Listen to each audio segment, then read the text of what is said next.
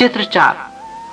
परमेश्वर ने प्रथम पुरुष को बनाया जैसे आदम कहा, फिर प्रथम स्त्री हवा को बनाया।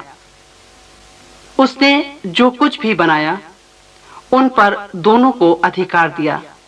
वे परमेश्वर के मित्र थे जो उससे बातें करते तथा बाग में रहते थे।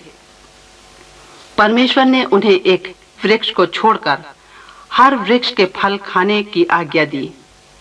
बाएं चित्र में आप ये देखते हैं, उन्होंने मना किए गए वृक्ष का फल खाकर परमेश्वर की आज्ञा नहीं मानी।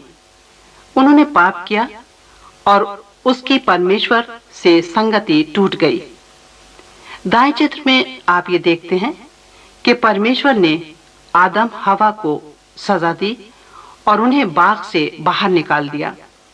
उसी दिन से लोगों को पसीने की कमाई की रोटी मिलती है तथा पीड़ा, बीमारी और मृत्यु से होकर जाना पड़ता है।